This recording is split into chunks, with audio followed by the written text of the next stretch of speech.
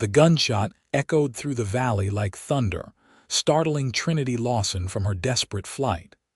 She stumbled, her breath caught in her throat as her heart pounded against her ribs.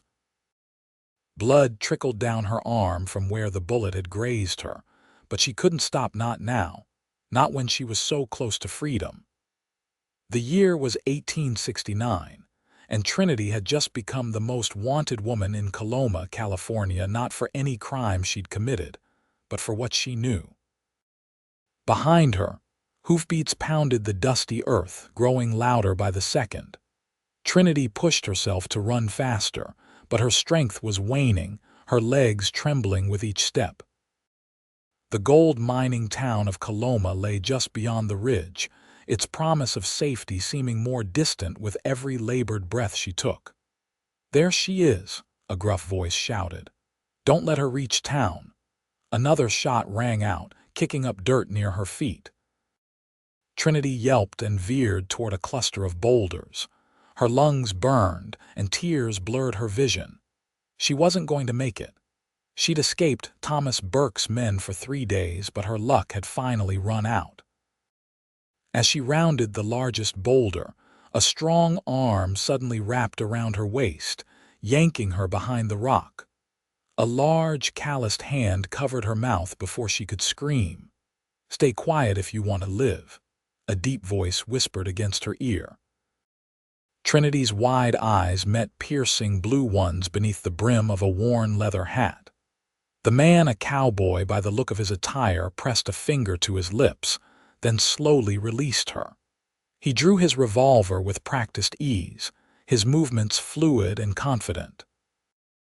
"When I start shooting, run for that ravine," he whispered, nodding toward a depression in the landscape about 50 yards away. "There's a horse waiting there. His name is Midnight. He'll take you to safety." "Who are you?" Trinity managed to whisper. "Name's Yates Armstrong," he said, checking his ammunition. "Questions later. Get ready to run." Before Trinity could respond, Yates stepped out from behind the boulder and fired 3 rapid shots. The men pursuing Trinity returned fire, their bullets chipping away at the rock. "Go!" Yates shouted, providing covering fire as Trinity sprinted toward the ravine. Her heart pounded in her ears as she ran, expecting at any moment to feel the burning impact of a bullet in her back. Instead, she heard more gunfire and the shouts of angry men. Yates was keeping them busy.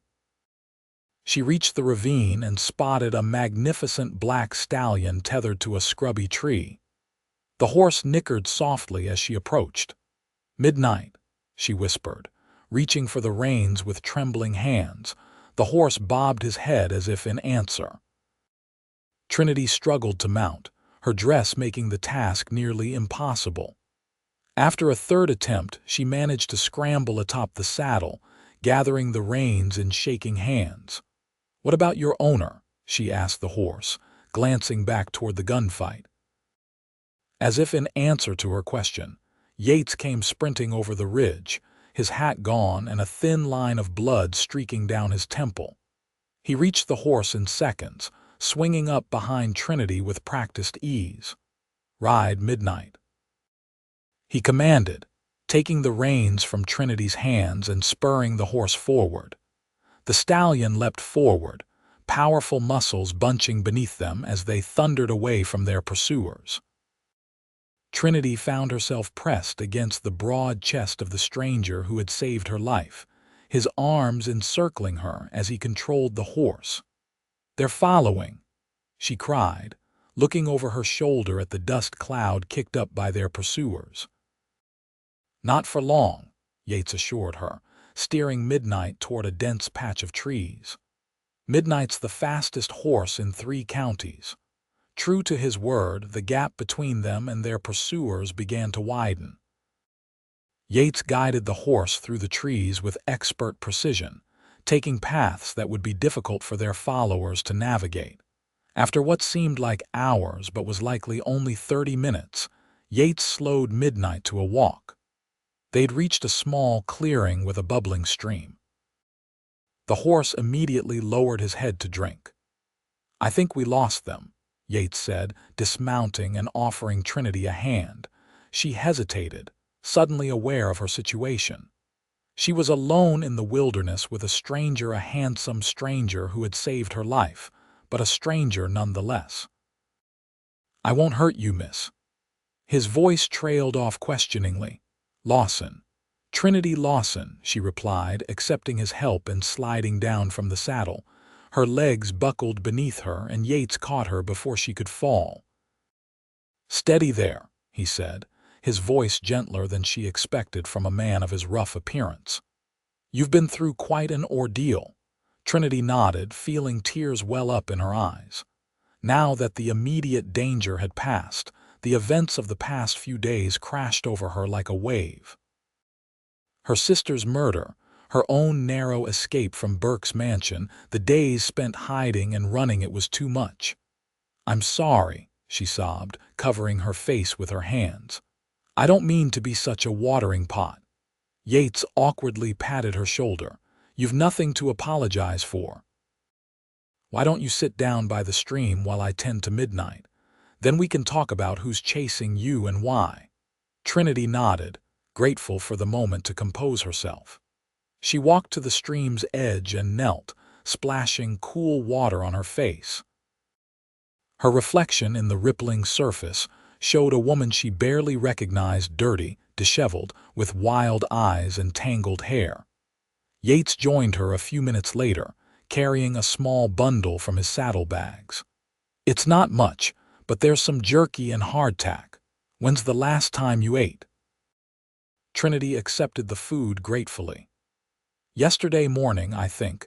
The days have blurred together."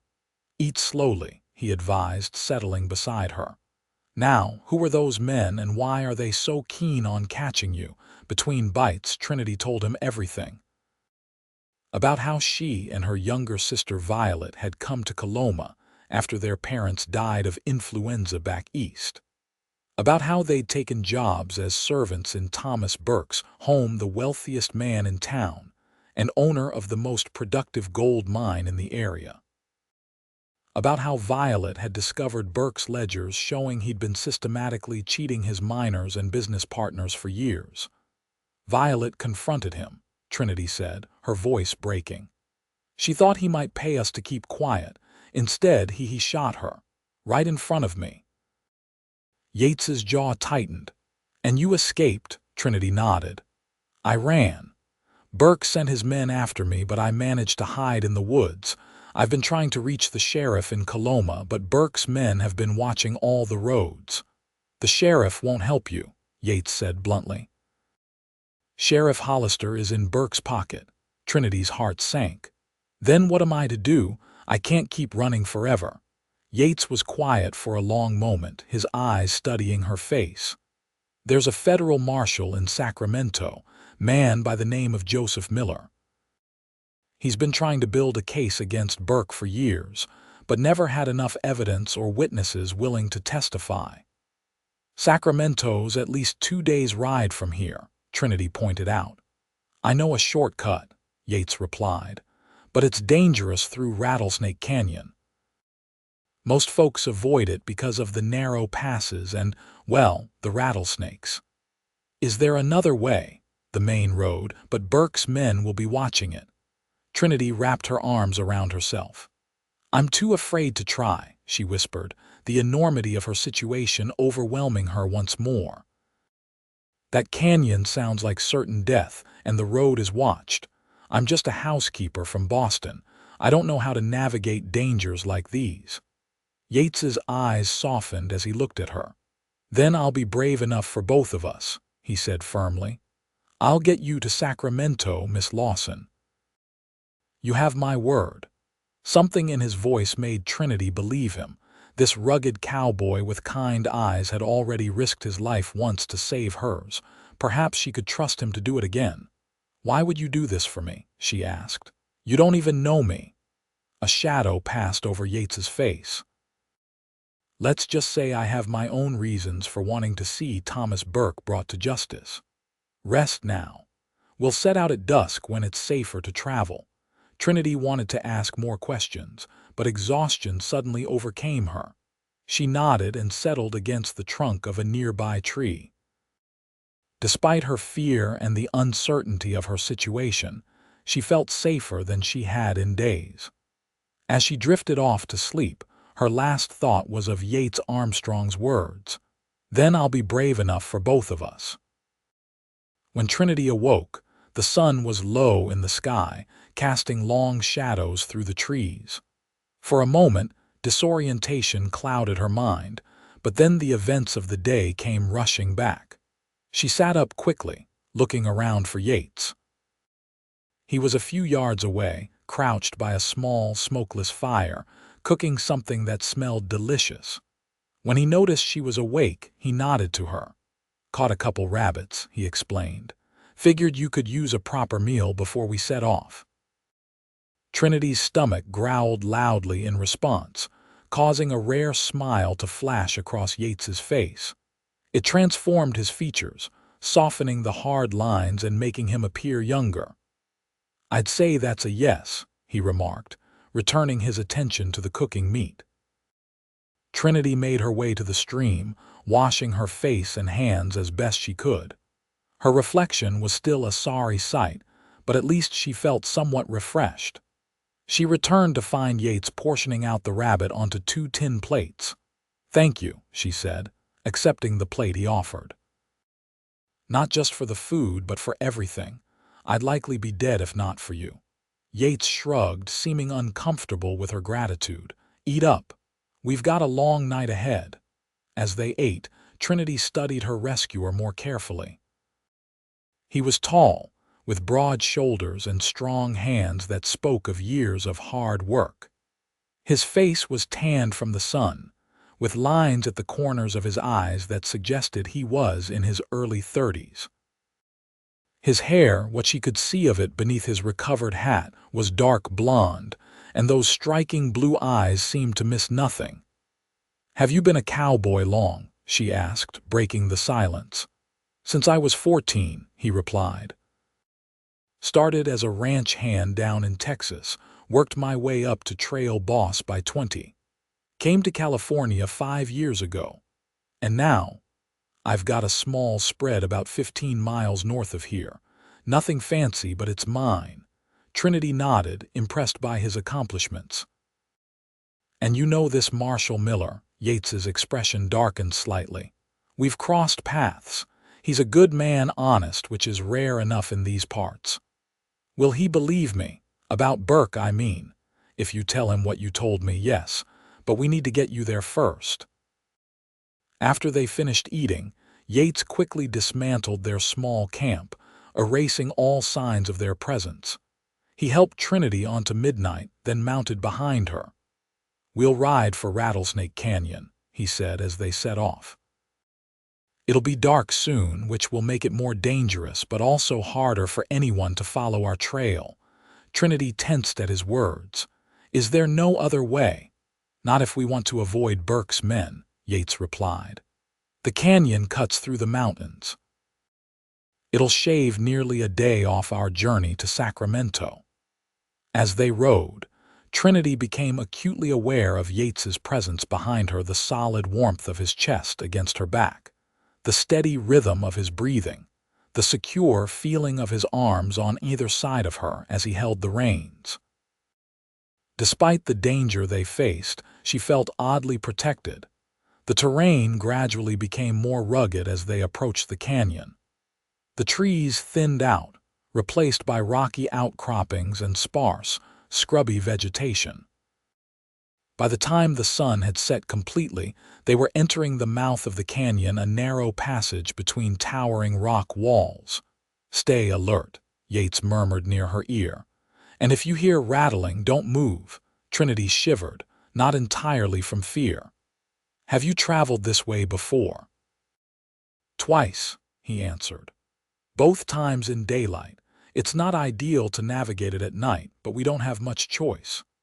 Midnight picked his way carefully along the narrow path, his hooves occasionally dislodging small rocks that clattered down the canyon wall. The sound echoed ominously in the darkness. Trinity found herself holding her breath at each noise, straining her eyes to see in the dim moonlight that filtered into the canyon.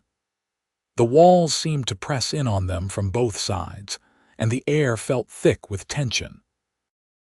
"Tell me about Boston," Yates said suddenly, his voice low but conversational. "What?" Trinity was startled by the request. "Tell me about your life before California. It'll help keep your mind off the canyon." Understanding dawned on Trinity, and she felt a rush of gratitude for his thoughtfulness. "Oh, well, I grew up in a small house near the harbor.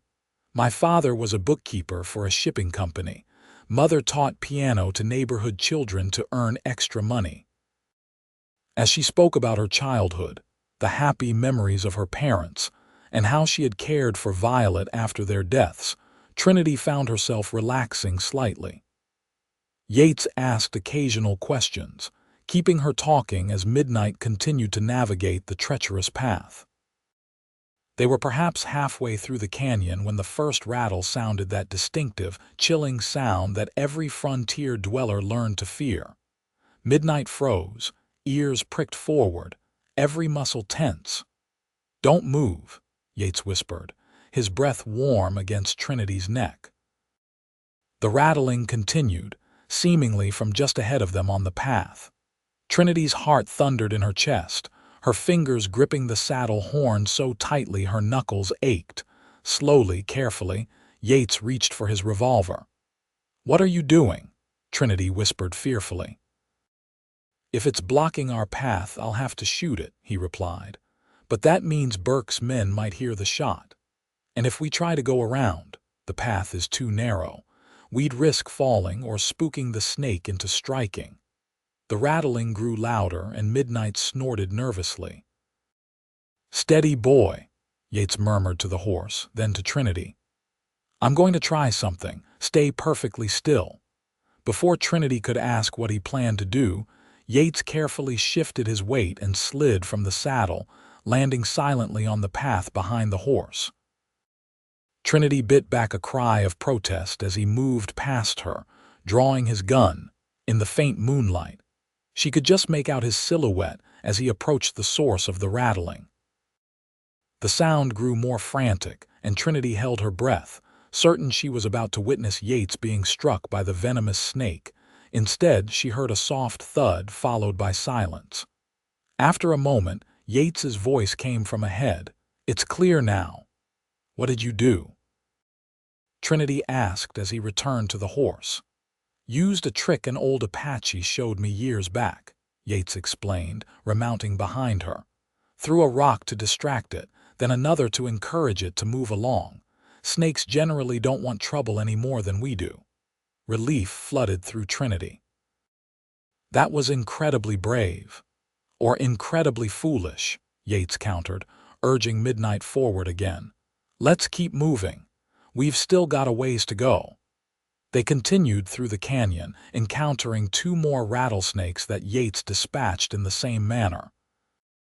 By the time they emerged on the other side, the moon had risen high in the sky, bathing the landscape in silver light. Trinity let out a breath she hadn't realized she'd been holding. "We made it. This part of the journey, at least," Yates agreed. "We'll rest here for a few hours, then continue at first light." He guided Midnight to a small cluster of rocks that offered some shelter from the wind that had picked up. After helping Trinity dismount, he tended to the horse, then spread a blanket on the ground for her. "Get some sleep," he said. "I'll keep watch." "You need rest too," Trinity protested. "I'll wake you in a few hours to take your turn," he promised, though something in his tone told Trinity he had no intention of doing so. Too exhausted to argue, Trinity lay down on the blanket, using her arm as a pillow. Despite her fatigue, sleep eluded her. Her mind raced with thoughts of her sister, of Burke and his men, and of the cowboy who was risking everything to help her. "Mr. Armstrong," she said softly. "Yates," he corrected. "Mr. Armstrong was my father." "Yates, then, may I ask you something?" He was silent for a moment, then. "You may ask. I might not answer." "You said you have your own reasons for wanting to see Burke brought to justice. What are they? The silence stretched so long that Trinity thought he might not answer after all. When he finally spoke, his voice was so low she had to strain to hear it. My younger brother, Michael, worked in Burke's mine. There was an accident, a cave-in. 7 men died. Burke claimed it was just bad luck, but Michael had written to me the week before, saying the supports in that section were rotting and Burke refused to replace them. Trinity sat up, wrapping her arms around her knees. I'm so sorry. Yates continued as if he hadn't heard her. After the funeral, I started asking questions. Too many questions, apparently. 2 of Burke's men caught me alone one night, beat me within an inch of my life, and told me to leave town or the next time they'd kill me.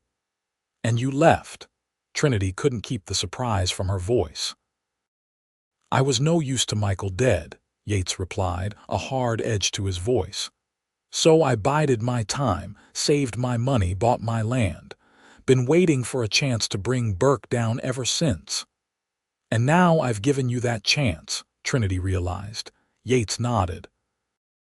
If you're willing to testify to what you saw, and if those ledgers your sister found can be recovered. They're still in Burke's house, as far as I know, Trinity said. Hidden behind a loose brick in the library fireplace. Violet showed me before her voice broke. Then that's our next problem to solve, Yates said. For now, try to sleep. Tomorrow will be another long day. Trinity lay back down, but sleep continued to evade her.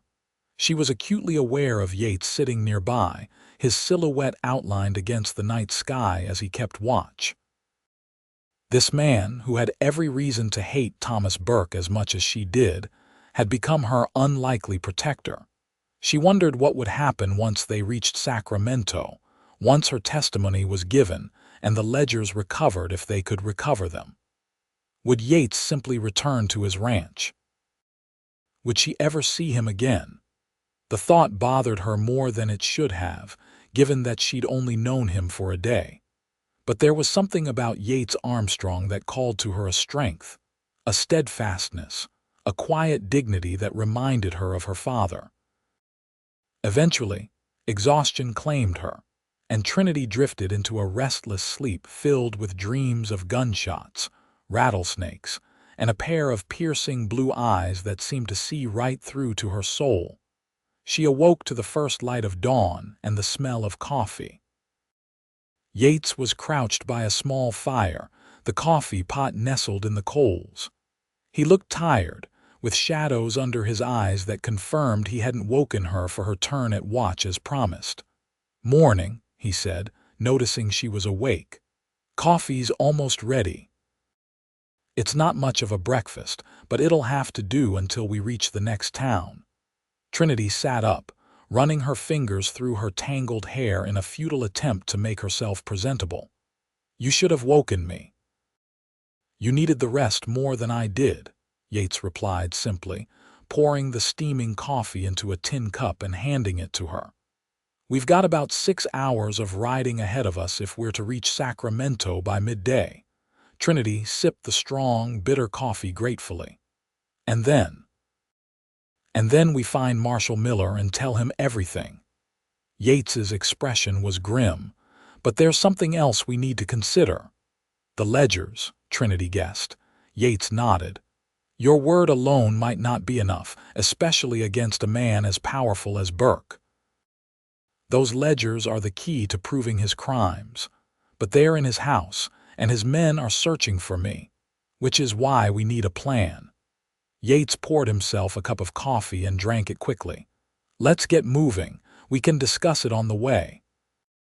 They broke camp efficiently, erasing all signs of their presence before mounting midnight once more.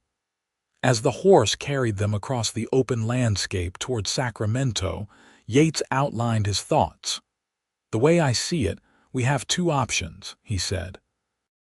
"Either we go to the marshal first and hope he can organize a legal search of Burke's property, which would give Burke time to find and destroy the ledgers," Trinity interrupted. "Exactly. Or we retrieve the ledgers ourselves before going to the marshal." Trinity twisted slightly to look at him. You mean break into Burke's house? That's insanity. Not if we do it right, Yates countered. I know the layout of the town, the patterns of Burke's men, and you know the inside of the house. It's too dangerous, Trinity protested. If we're caught, if we go to the marshal without those ledgers, Burke might walk free, Yates pointed out. Is that what you want? Trinity thought of Violet's face, of the terror in her sister's eyes in that final moment before Burke pulled the trigger. No, she said quietly. But I don't know if I can do it. I'm not brave like you. Yates's arms tightened slightly around her. Courage isn't the absence of fear, Trinity. It's acting despite it. And you've already shown more courage than most men I know, surviving what you have. His use of her first name didn't escape Trinity's notice, nor did the unexpected warmth it sent through her. I'm still afraid, she admitted. Then I'll be brave enough for both of us. He repeated his words from the day before, and somehow they were even more comforting now. They rode in companionable silence for a while, the rhythmic gait of the horse lulling Trinity into a sense of security she knew was false, but welcomed nonetheless. The landscape gradually changed as they approached Sacramento, with more signs of civilization appearing: fenced fields, the occasional farmhouse, and finally, the outskirts of the city itself. Sacramento in 1869 was a bustling center of commerce, having grown rapidly since the gold rush of '49. The streets were crowded with wagons, horses, and people from all walks of life: miners, merchants, lawyers, and laborers mingling in a chaotic dance of frontier capitalism. Yates guided Midnight through the throng with practiced ease, heading toward the center of town where the federal offices were located. Trinity, who had never seen a city larger than Boston, found herself overwhelmed by the noise, the smells, and the sheer energy of Sacramento. It's so wild, she commented as they passed a saloon where raucous laughter spilled into the street despite the early hour. This is civilization compared to some places I've been, Yates replied with a hint of amusement in his voice. The marshal's office should be just ahead. They found the building easily enough, a solid brick structure with the United States flag flying proudly above the entrance. Yates dismounted first, then helped Trinity down from the saddle. She winced as her feet touched the ground, her muscles stiff from the long ride. Are you all right? Yates asked, his hands lingering on her waist longer than strictly necessary. Just sore, Trinity assured him, trying to ignore the flutter in her stomach at his touch. I'm not accustomed to so much riding. Yates nodded, seeming to realize he was still holding her. He stepped back quickly, clearing his throat. Wait here with Midnight. I'll see if the marshal is in. Trinity watched as he strode toward the building, his confident gait drawing a few appreciative glances from ladies passing by. She found herself feeling an unexpected twinge of jealousy, which she immediately scolded herself for. Yates Armstrong was her protector, nothing more. Yet as she waited, stroking Midnight's velvety nose, Trinity couldn't help but wonder what might happen after this ordeal was over. Would Yates simply return to his ranch? Would she ever see him again? And why did the thought of never seeing him again cause such an ache in her chest? Before she could explore these troubling feelings further, Yates emerged from the building, his expression grim. What is it? Trinity asked, dread pooling in her stomach. Is the marshal not here? He's here, Yates confirmed, taking Midnight's reins. But he's in a meeting that won't conclude for at least 2 hours. The clerk suggested we return then. Oh. Trinity wasn't sure whether to be relieved or disappointed by this delay. What shall we do in the meantime? First, find you some proper clothes, Yates decided, eyeing her torn and dirty dress. Then get something to eat. We both need our strength. He led her and Midnight to a small hotel a few blocks away, where he secured a room for her to rest and refresh herself. After arranging for a hot bath to be sent up and purchasing a simple but clean dress from a nearby shop, Yates left Trinity to her privacy, promising to return in an hour. The luxury of the hot bath was almost enough to make Trinity weep. She scrubbed away days of dirt, fear, and grief, allowing herself this small comfort amidst the chaos her life had become.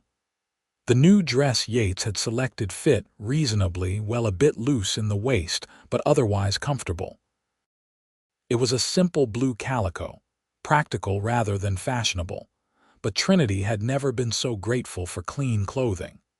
When Yates returned, he looked momentarily startled by her transformation, his eyes widening slightly before he schooled his features back into their usual stoic expression. "You look better," he said gruffly. Trinity found herself blushing under his scrutiny. "Thank you for the dress. I'll repay you once this is all over." Yates waved away her promise. "Consider it part of getting you to the marshal safely." He gestured toward the door. "There's a decent cafe across the street. Shall we?" Over a simple meal of beef stew and fresh bread, they discussed their next steps.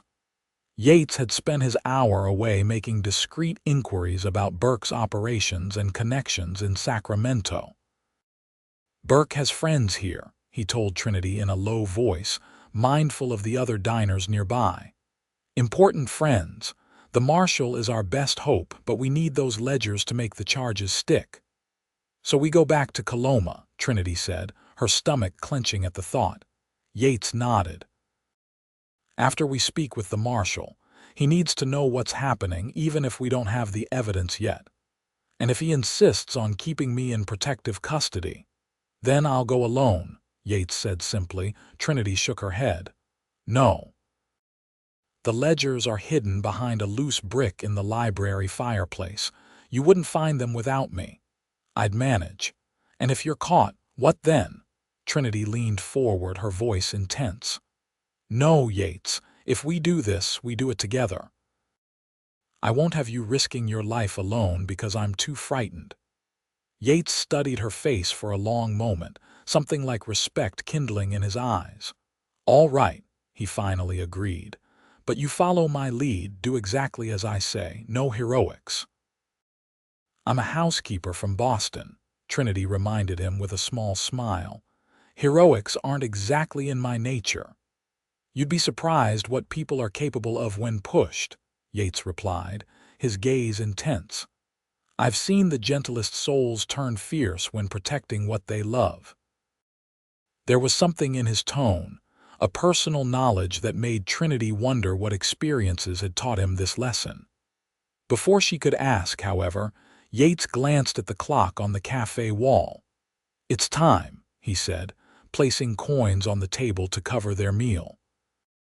"Let's see what Marshal Miller has to say." They walked back to the marshal's office, Yates leading Midnight behind them. Trinity felt her anxiety growing with each step, her palms damp with nervous sweat. What if the marshal didn't believe her? What if he was one of Burke's friends in Sacramento? As if sensing her thoughts, Yates placed a reassuring hand at the small of her back. "It'll be all right," he said quietly. "Miller is a good man. He'll listen." The marshal's office was small but orderly, with wanted posters lining one wall and a large map of California on another. Joseph Miller himself was a surprise to Trinity, younger than she'd expected, perhaps 40, with intelligent gray eyes and a neatly trimmed beard shot through with silver. "Armstrong," he greeted Yates with a nod that suggested familiarity but not friendship. "My clerk says you have information regarding Thomas Burke." "Not me," Yates corrected, gesturing to Trinity. "Miss Lawson here witnessed Burke murder her sister 4 days ago." Miller's eyebrows rose, and he immediately stood, gesturing to chairs across from his desk. "Please, sit down, Miss Lawson. Tell me everything." For the next hour, Trinity recounted her story, her employment at Burke's house, Violet's discovery of the fraudulent ledgers, the confrontation that led to her sister's murder and her subsequent flight. Miller listened intently, occasionally making notes but never interrupting. When she finished, the marshal sat back in his chair, his expression grave. "That's a serious accusation against a powerful man, Miss Lawson." "It's the truth," Trinity replied firmly. "I believe you," Miller assured her. "But a court might not without evidence. These ledgers you mentioned, still in Burke's house as far as we know," Yates interjected. "We intend to recover them." Miller's eyes narrowed. "That would be breaking and entering, Armstrong. I can't sanction that." "Can you get a warrant to search Burke's property?" Yates challenged. The marshal's silence was answer enough. "That's what I thought," Yates said. "Too many judges in his pocket." Miller sighed heavily. "Give me 3 days. I have a circuit judge coming through who doesn't know Burke, doesn't owe him anything. I might be able to get a warrant then." "In 3 days those ledgers could be ash," Yates pointed out. "Burke isn't a fool. He knows Miss Lawson is alive, knows what she saw. He'll be covering his tracks." "And if you're caught breaking into his house," Miller countered, "what good will that do Miss Lawson or her sister's memory?" Trinity, who had been following this exchange with growing unease, finally spoke up. "What if there was a legal way for me to enter the house?" Both men turned to her in surprise. "Most of my belongings are still there," she explained. "I could return, claiming I was too traumatized by my sister's accident to think clearly. I could say I've been staying with friends, recovering." "Burke would never believe that," Yates argued.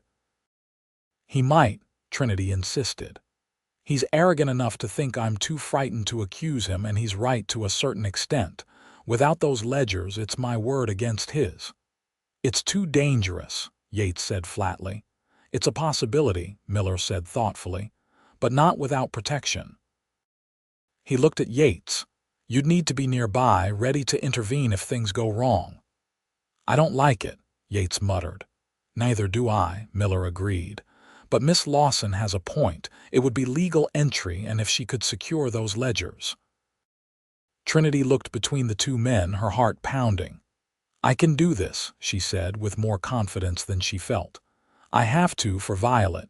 Yates stood abruptly, pacing the small office. "There has to be another way." "If there is, I'm open to suggestions," Miller said calmly. After a moment of tense silence, Yates stopped pacing and turned to Trinity, his expression unreadable. "Are you certain you want to do this?" Trinity met his gaze steadily. "I'm afraid," she admitted. "But as someone wise recently told me, courage isn't the absence of fear." A ghost of a smile touched Yates's lips. "Using my own words against me, that's not fair." "All's fair in love and justice," Trinity replied, then blushed at her slip of the tongue. Miller cleared his throat, drawing their attention back to him. "If we're going to do this, we need a solid plan. Burke cannot suspect anything." The three of them spent the next hour outlining their strategy. Miller would provide a document stating that Trinity had been assisting with a federal investigation, explaining her absence if Burke questioned it. Yates would pose as a potential buyer for a neighboring property, allowing him to be in town without suspicion. Trinity would return to Burke's house, retrieve her belongings and the ledgers, and meet Yates at the town's small church afterward. "It's risky," Miller concluded, "but it could work." "When?" Trinity asked, her mouth dry with apprehension. "Tomorrow," Yates said firmly. "The longer we wait, the more time Burke has to destroy evidence." Miller nodded in agreement. "I'll have the documents ready by morning. You can leave at first light, be in Coloma by late afternoon." Trinity took a deep breath, trying to calm her racing heart. She was committing to walk back into the lion's den, to face the man who had murdered her sister in cold blood. The thought terrified her, but the alternative, allowing Burke to escape justice, was unthinkable. "Tomorrow, then," she agreed, her voice steady despite her fear. Yates's expression remained troubled, but he nodded his assent. As they left the marshal's office, the sun was beginning to set, casting long shadows across the busy streets of Sacramento. Miller had arranged for Trinity to stay at a boarding house run by a widow he trusted, while Yates would find accommodation at a nearby hotel. "I'll call for you at dawn," Yates said as they stood outside the boarding house, midnight waiting patiently beside them. "Try to get some rest." Trinity nodded, though she doubted sleep would come easily with tomorrow's dangers looming before her. "Yates," she said softly, "thank you for everything." His blue eyes held hers for a long moment. "Don't thank me yet," he replied. "Not until this is finished and Burke is behind bars where he belongs." She wanted to say more, to express the confusing mixture of gratitude, admiration, and something deeper that had been growing within her since he'd pulled her behind that boulder and promised to be brave enough for both of them. But the words wouldn't come, caught somewhere between her heart and her lips. Instead, she simply nodded again and turned to enter the boarding house, feeling Yates's eyes on her back until the door closed behind her. The widow who ran the establishment, Mrs. Whitaker, was a kindly woman in her 50s who asked no questions when Trinity arrived with Marshal Miller's letter of introduction. She provided a simple but comfortable room, a hot meal, and blissfully, privacy. Alone for the first time in days, Trinity sat on the edge of the narrow bed and allowed the tears she'd been holding back to finally fall. She wept for Violet, for the fear that had been her constant companion since witnessing her sister's murder, for the uncertain future that lay ahead. When the tears finally subsided, Trinity felt both emptied and somehow cleansed. Tomorrow would bring danger, but it would also bring the possibility of justice. And she wouldn't face it alone. With that comforting thought, she slipped into bed, expecting to lie awake for hours. Instead, exhaustion claimed her almost immediately, pulling her into a deep, dreamless sleep. The knock on her door came all too soon, rousing Trinity from slumber as the first pale light of dawn crept through her window. She dressed quickly in her new blue dress, pinning her hair into a simple knot at the nape of her neck. Mrs. Whitaker provided a hasty breakfast of oatmeal and coffee, which Trinity forced herself to eat despite her churning stomach. Yates was waiting outside as promised, looking as if he hadn't slept at all. His eyes were shadowed, his expression grim, but he managed a nod of approval when he saw her. "You look rested," he commented as they walked toward the marshal's office. "Surprisingly, yes," Trinity admitted. "Though my stomach is in knots now." "That's normal," Yates assured her. "Fear keeps you alert as long as you don't let it paralyze you." At the marshal's office, Miller provided the promised documents, an official-looking letter stating that Trinity had been assisting federal authorities with an ongoing investigation, and papers identifying Yates as a potential land buyer with the financial backing of Eastern investors. "Remember," Miller cautioned as they prepared to leave, "the primary goal is to secure those ledgers. If at any point you feel your safety is at risk, Miss Lawson, abandon the attempt and get out of there. The ledgers are important, but not at the cost of your life." "I understand," Trinity said, tucking the federal letter into her pocket. "Armstrong," Miller added, fixing Yates with a stern look. "No heroics. If things go south, get Miss Lawson to safety and send word to me. I'll come with a full contingent of deputies." Yates nodded, his expression revealing nothing of his thoughts. The journey back to Coloma was largely silent, each of them lost in their own thoughts as midnight carried them toward what could either be justice or disaster. They avoided Rattlesnake Canyon this time, taking the longer but safer main road now that they had official documents to explain their presence. As the familiar outline of Coloma appeared on the horizon, Trinity felt her courage falter. Memories of that terrible night, Violet's accusing voice, Burke's cold rage, the deafening crack of the pistol. Her sister, crumpling to the floor, threatened to overwhelm her. "I can't do this," she whispered, her body tensing. Yates's arms tightened around her, a silent reminder of his presence and support. "You can," he said quietly. "You're stronger than you know, Trinity Lawson." She took a deep, shuddering breath. What if he sees through the ruse? What if he knows I'm lying? "Then I'll be there," Yates promised. "I won't let anything happen to you." Something in his voice, a fierce protectiveness, a determination that went beyond duty, gave Trinity the courage to continue. She straightened her spine and lifted her chin, preparing to face the man who had destroyed her world. "Let's finish this," she said, and felt rather than saw Yates's nod of approval. They entered Coloma separately, as planned.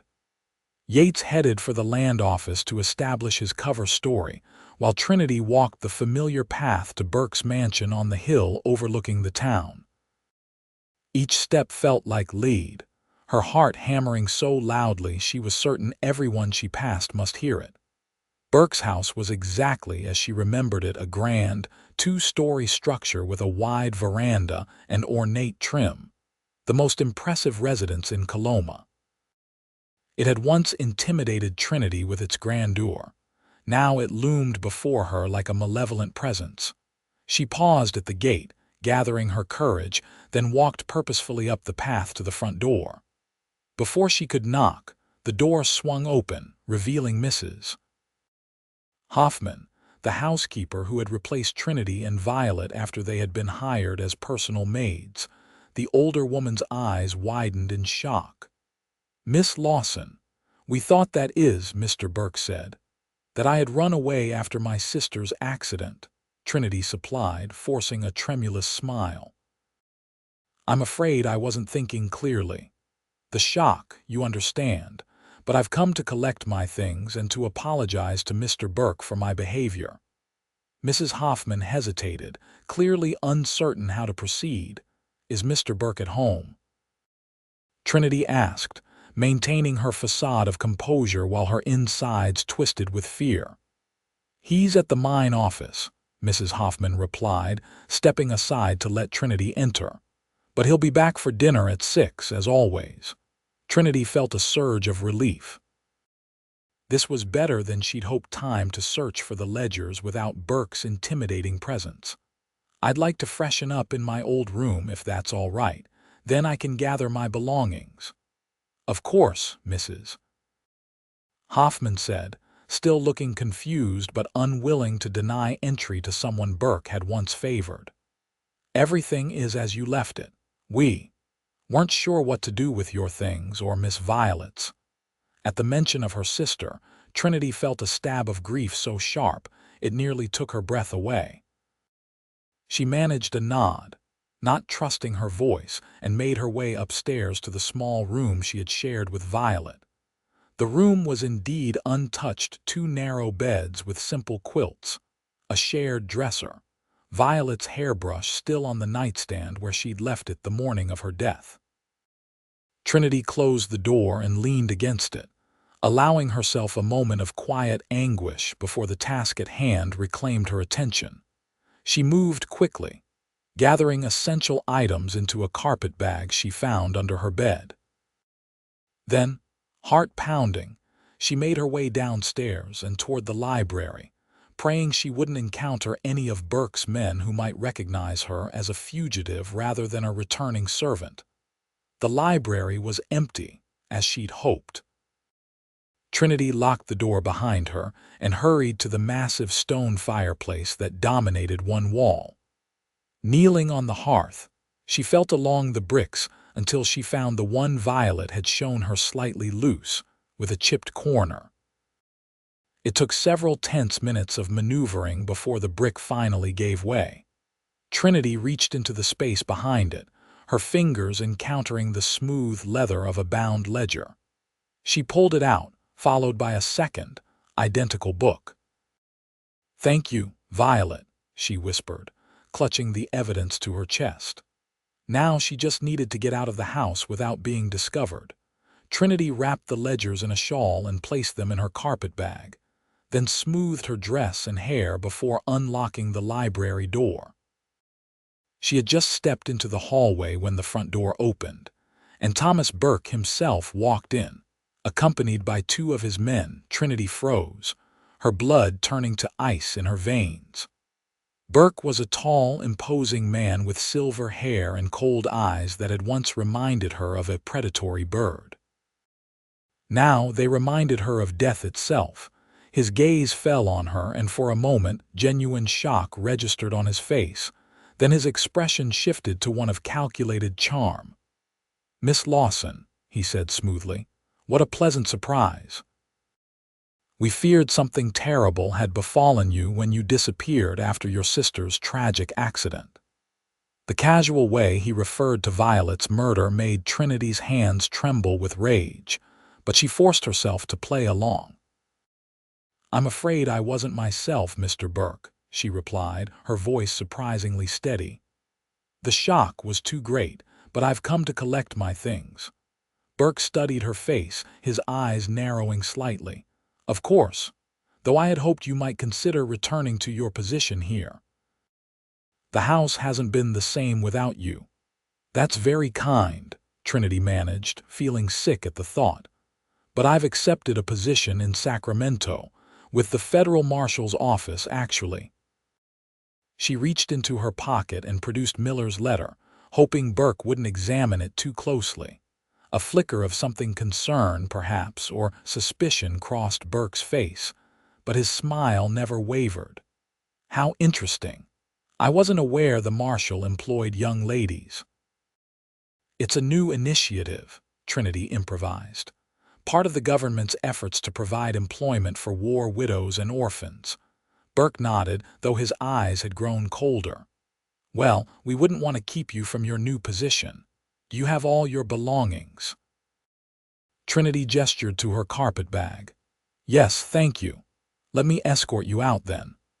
Burke took her elbow in a grip that was just shy of painful, guiding her toward the door. Trinity's heart raced.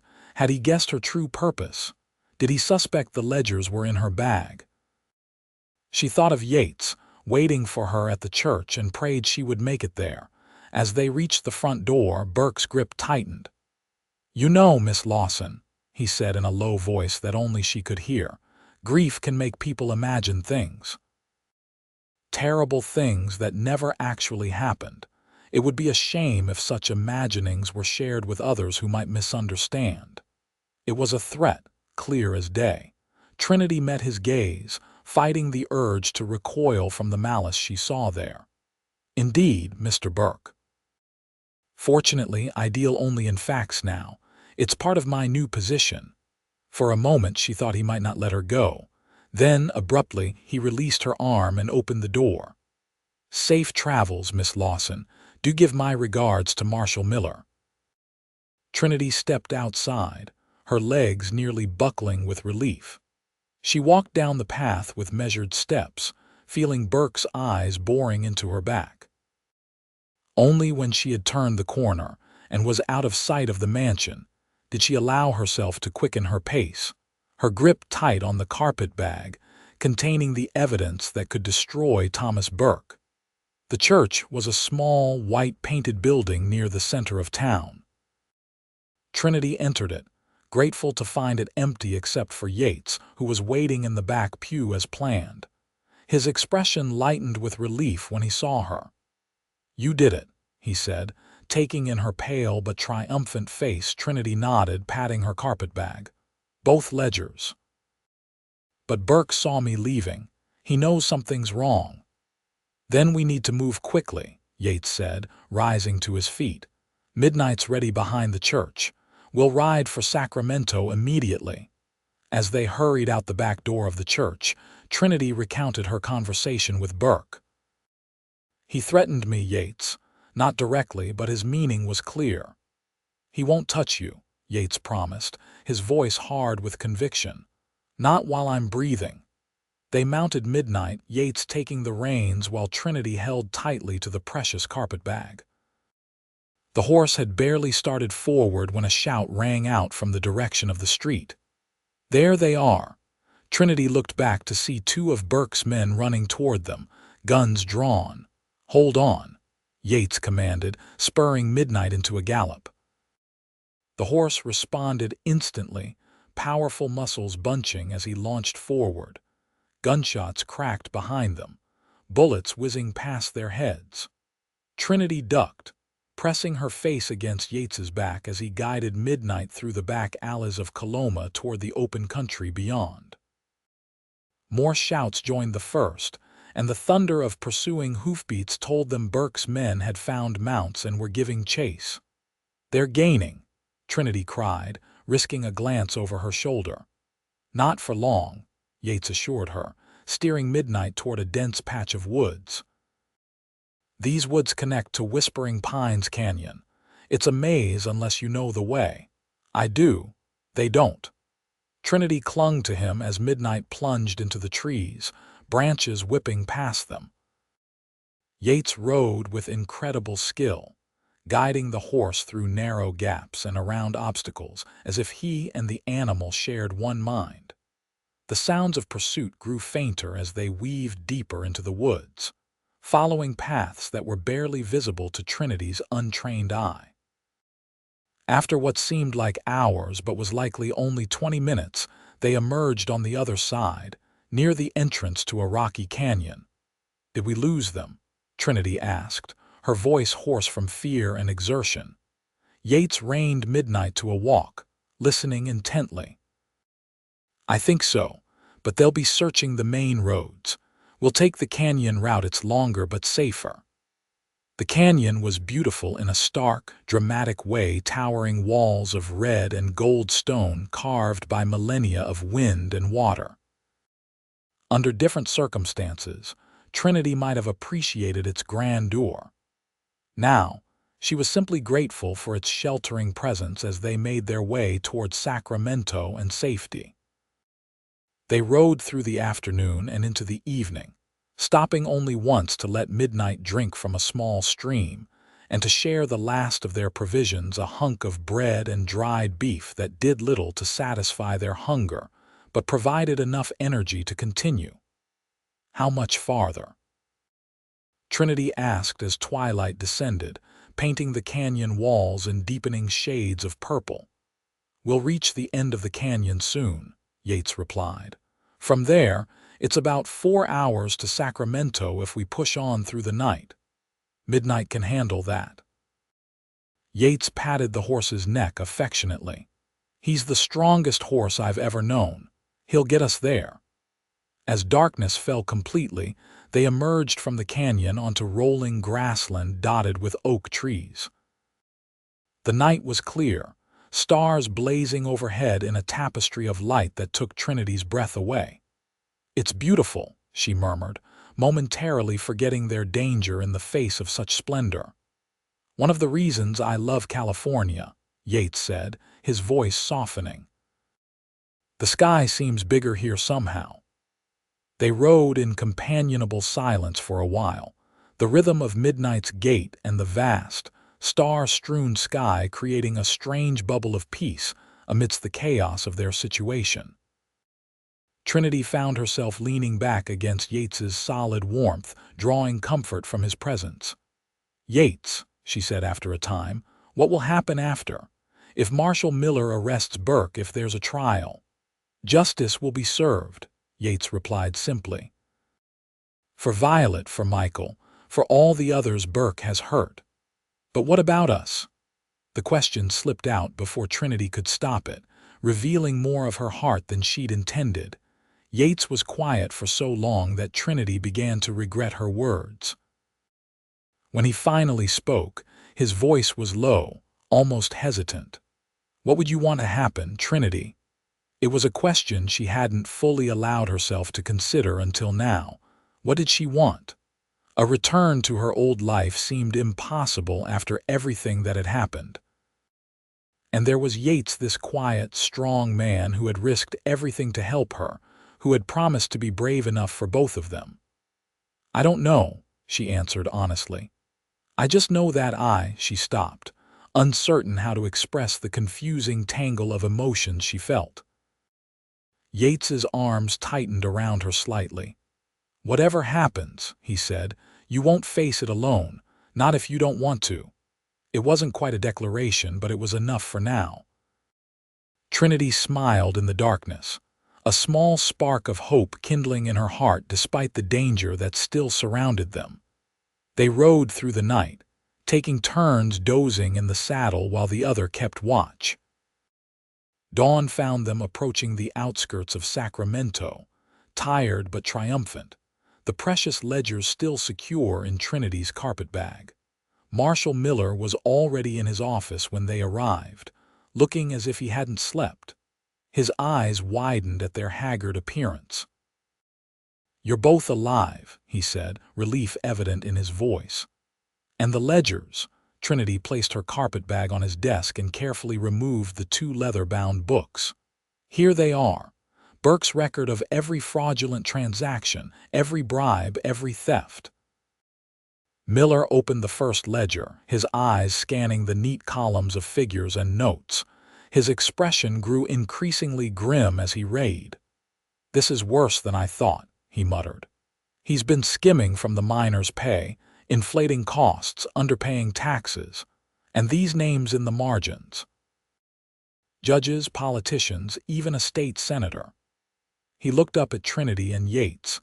"This is enough to bring down not just Burke, but half the corrupt officials in California."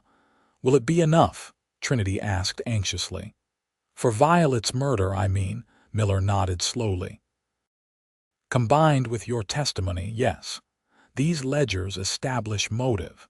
They show that Burke had everything to lose if your sister revealed what she'd found." He closed the book with a decisive snap. "I'll send deputies to Coloma today with a warrant for Burke's arrest." Relief washed over Trinity, so powerful she had to grip the edge of Miller's desk to steady herself. "It's over then." "Not quite," Miller cautioned. "There will be a trial. You'll need to testify. And Burke's friends will fight back. They have too much to lose if these ledgers become public record." "She'll be safe," Yates stated, his tone making it clear this wasn't a question but a demand. Miller nodded. "I'll arrange protective custody until the trial. No one but myself and my most trusted deputies will know where she's staying." Trinity felt a pang at the thought of separation from Yates, but reason told her it was necessary. She was the key witness against a powerful man with dangerous allies. Her safety had to be the priority. As if reading her thoughts, Yates turned to her, his blue eyes intense. "I'll be nearby," he promised. "Not directly with you, that would make your location too easy to guess, but close enough to come if you need me." Trinity nodded, drawing strength from his steady gaze. "How long until the trial?" 2 months, maybe 3, Miller estimated. "These things take time, especially given the prominence of the accused." 2 months seemed an eternity to Trinity, but she reminded herself that justice, true justice, was worth waiting for.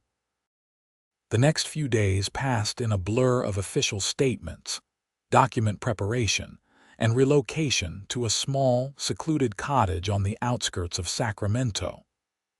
Marshal Miller kept his word, assigning 2 deputies to guard Trinity at all times, rotating shifts so that she was never left vulnerable. News reached them that Burke had been arrested, along with several of his closest associates. He had gone quietly, Miller reported, his arrogance apparently leading him to believe he could still manipulate the system in his favor. Yates visited when he could, always accompanied by Miller to maintain the secrecy of Trinity's location.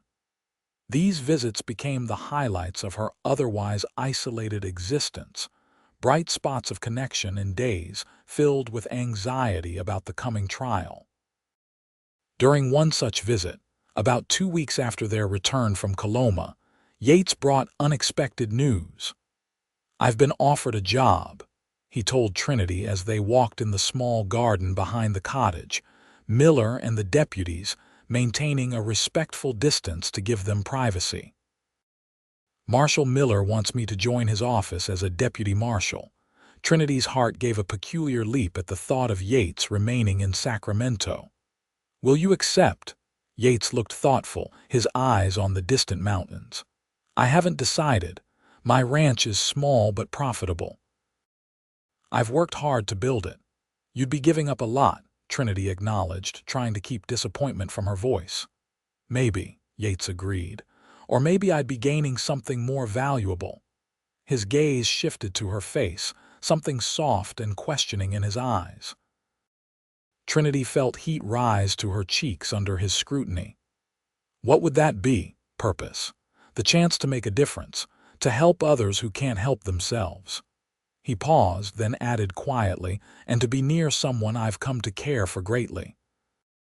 The admission hung in the air between them, simple yet profound. Trinity's heart raced as she considered her response.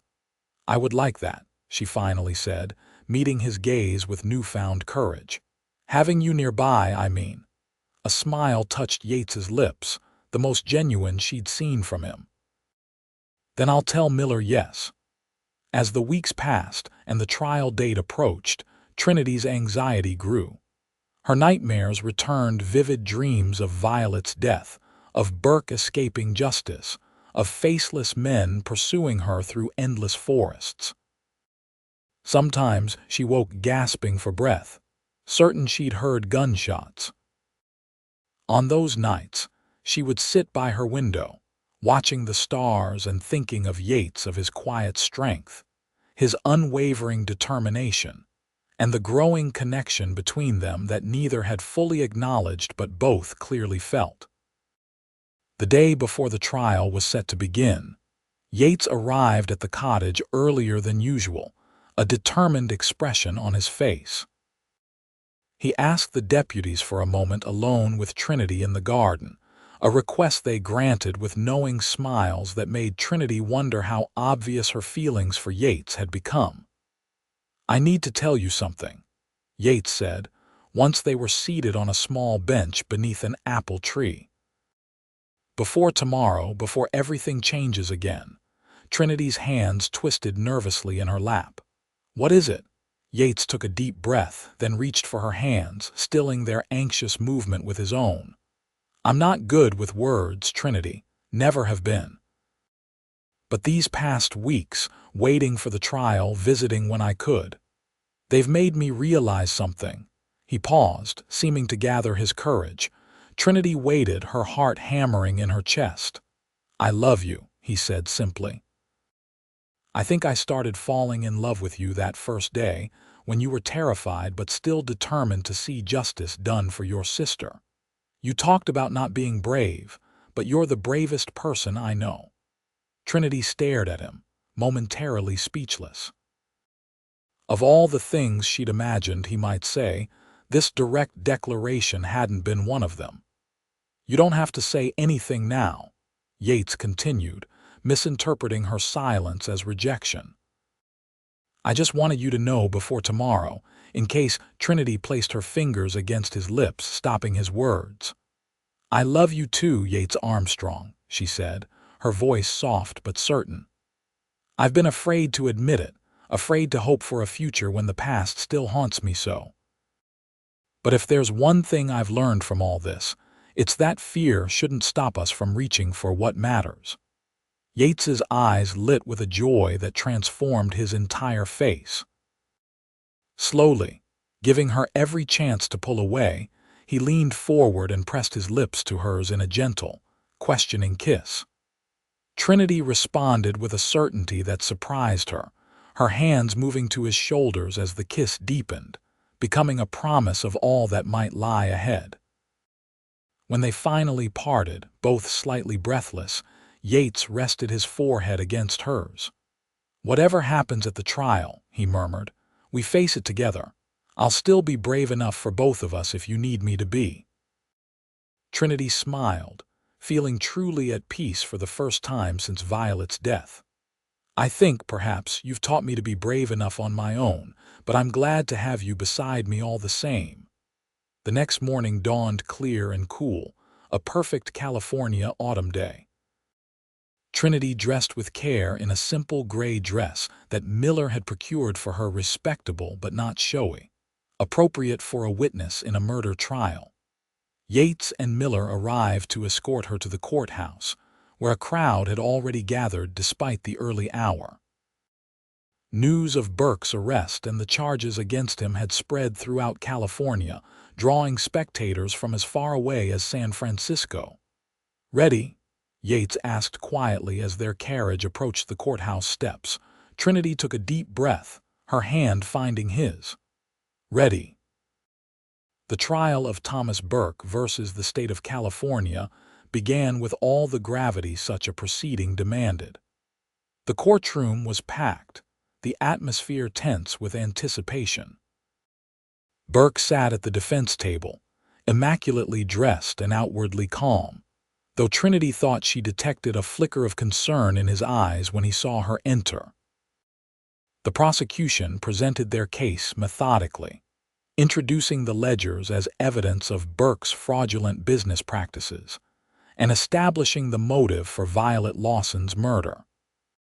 Trinity watched as the judge and jury examined the damning documents, their expressions growing increasingly troubled as they understood the extent of Burke's crimes. When Trinity was called to testify, she felt a momentary panic, her courage faltering as all eyes turned to her. She glanced at Yates, who sat in the front row directly behind the prosecution table. He gave her a slight nod, his eyes conveying what his words had promised. "I'll be brave enough for both of us." Drawing strength from his presence, Trinity took the stand and swore to tell the truth. The prosecutor led her through her testimony gently, but thoroughly, helping her recount the terrible events of that night with clarity and precision. When Burke's defense attorney cross-examined her, trying to suggest that she had misinterpreted what she'd seen, that perhaps Violet's death had been an accident during a struggle for the gun, Trinity stood her ground. Her voice never wavered as she described exactly what had happened: Burke's cold rage, his deliberate aim, his complete lack of remorse as Violet crumpled to the floor. By the time she stepped down from the witness stand, there were tears in the eyes of several jury members. Even the judge, a stern man with decades on the bench, seemed moved by her testimony. The trial continued for 3 more days, with various witnesses testifying to Burke's character, his business practices, and the events surrounding Violet's death and Trinity's escape. Throughout it all, Trinity sat beside Yates, drawing comfort from his solid presence and quiet support. On the 4th day, the jury returned with their verdict after just 2 hours of deliberation: guilty on all counts, including first-degree murder. The judge sentenced Burke to hang, a sentence that would be carried out within the month. As Burke was led from the courtroom in chains, he turned to glare at Trinity with pure hatred in his eyes. She met his gaze steadily, refusing to be intimidated. Justice had been served for Violet and for all of Burke's other victims. Outside the courthouse, Miller approached Trinity and Yates with a smile of genuine satisfaction. "It's over," he said, "truly over. The governor has already signed orders to investigate all the officials named in those ledgers. This case is going to clean up corruption across half the state." "What happens now?" Trinity asked, still somewhat dazed by the swiftness of the verdict and sentencing. "Now," Miller said, "you're free to live your life, Miss Lawson. No more protective custody, no more guards. Burke's remaining associates are being rounded up as we speak." "Free," Trinity repeated, the word feeling strange on her tongue after weeks of restriction and years of service. Yates took her hand, his grip warm and reassuring. "What will you do with that freedom?" It was a genuine question, Trinity realized, not a presumption. Despite his declaration of love, despite her response, Yates was giving her space to choose her own path forward. "I'd like to stay in California," she said thoughtfully. "Perhaps find work in Sacramento. I'm a good housekeeper, but I think I'd prefer a shop or an office now. Miller has offered me a permanent position with the Marshal's Service, Yates said. Based here in Sacramento, I've accepted. Trinity smiled, a weight lifting from her shoulders. Then it seems we'll both be staying. If that's what you want, Yates replied, his eyes searching hers. It is, Trinity assured him. Very much so. The next few months brought changes neither could have anticipated. Trinity found employment with a dressmaker in Sacramento, discovering a talent for design that surprised her. Yates excelled in his new role as deputy marshal, his quiet competence and unwavering integrity quickly earning him respect throughout the territory. They courted properly, with chaperoned outings and Sunday dinners, much to the amusement of Marshal Miller, who often served as their unofficial chaperone. Trinity bloomed under Yates's attentions, her confidence growing as the shadows of her past receded. On a crisp December evening, 6 months after Burke's execution, Yates took Trinity to dinner at Sacramento's finest restaurant, an extravagance that immediately made her suspicious. "What are we celebrating?" she asked as they were seated at a table overlooking the river. "Nothing yet," Yates replied mysteriously, "but I'm hoping we will be soon." After dinner, he suggested a walk along the riverfront, where the bare trees were festooned with lanterns in anticipation of Christmas. The night was cold but clear, the stars brilliant overhead much as they had been during their midnight ride from Coloma. Stopping at a quiet overlook, Yates turned to face Trinity, taking both her hands in his. "I've been thinking about courage," he said, his voice steady despite the nervous energy she could feel in his grip. "About what you said that day in the garden, about being brave enough on your own." Trinity nodded, sensing the importance of the moment. "You are brave, Trinity Lawson. Braver than I'll ever be. And these past months, watching you build a new life, seeing you smile again, they've been the happiest of my life." He released one of her hands to reach into his pocket, withdrawing a small velvet box. Trinity's breath caught as he opened it to reveal a simple gold ring with a single, perfect diamond. "I'm not asking to be brave for you anymore," Yates said, his voice husky with emotion. "I'm asking to be brave with you for all the days of our lives. Will you marry me, Trinity?" Tears of joy filled Trinity's eyes as she looked from the ring to the face of the man. She loved this steady, honorable man who had saved her in more ways than one. "Yes," she whispered, and then again, stronger. "Yes, Yates Armstrong, I will marry you." His smile was radiant as he slipped the ring onto her finger, then pulled her into a kiss that held all the promise of their future together. They were married the following spring in Sacramento's small church, with Marshal Miller standing as Yates's best man and Mrs. Whitaker, the kind boarding house owner, serving as Trinity's matron of honor. It was a simple ceremony but filled with genuine joy and the warm wishes of the friends they'd made in their new home. After a brief honeymoon in San Francisco, they returned to the ranch Yates had built north of Coloma, far enough from the town to avoid painful memories, but close enough for Yates to continue his work with the Marshal's Service. Together, they expanded the small house, adding rooms in anticipation of the family they hoped to have. Trinity planted a garden, filled with the flowers Violet had always loved, a living memorial to her sister. Sometimes, she still woke from nightmares about that terrible night, but Yates was always there to hold her, to remind her that the past could not hurt her anymore. 2 years after their wedding, their first child was born, a son they named Michael, after Yates's brother. He had his father's blue eyes and his mother's gentle spirit, a perfect blend of them both. A daughter, Violet, followed 2 years later, her arrival healing the last of the wounds in Trinity's heart. On the 5th anniversary of their first meeting, that fateful day when Trinity had fled for her life and Yates had pulled her behind a boulder, promising to be brave enough for both of them, they sat together on the porch of their ranch house, watching their children play in the yard as the sun set over the California hills. "Are you happy?" Yates asked, his hand finding hers as it often did, a gesture that had become as natural as breathing. Trinity smiled, thinking of all they had overcome, all they had built together. "More than I ever thought possible," she answered truthfully. "Are you?" Yates gazed at their children, then back at the woman who had transformed his life. "I was alone for so long," he said quietly, "hunting justice for Michael, keeping to myself. I never expected to find this a family, a purpose, a love like ours."